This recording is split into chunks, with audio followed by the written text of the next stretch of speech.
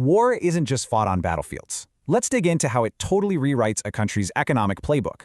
You see, it's not just destructive, it's a complete reset button for an economy and even daily life. Okay, so what is a war economy exactly? Well, at its heart, it's a huge shift in priorities. Think of it like a giant machine, right?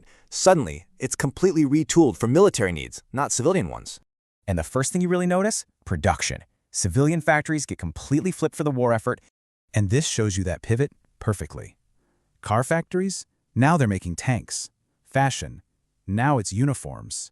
So everyone's role changes. The government, the markets, and even what happens inside your own home. But this kind of massive shift, it creates huge economic shockwaves. So what's the actual price tag?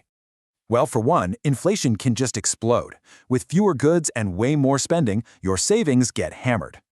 And to pay for it all, governments borrow like crazy, sending the national debt through the roof. Investment in the future?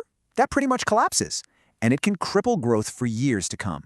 Credit dries up too. That makes it incredibly hard for anyone, businesses or you, to borrow money. But let's look beyond the big numbers. The impact on everyday people is immediate, and it is huge. People are dealing with rationing, paying way more in taxes, and facing just immense psychological trauma. And here's something you might not expect. Civil wars, they're often way more devastating for an economy. And this pain isn't shared equally. Poorer countries get hit the absolute hardest, with investment just collapsing. And this isn't just theory. We've seen these patterns play out time and time again. The economic scars of war don't just fade away. They can last for decades, from rebuilding to debt. But here's the twist. Out of all that destruction, war can actually fast-track incredible new technologies. So what's the bottom line? A war economy isn't just a small tweak. It's a total rewrite of everything.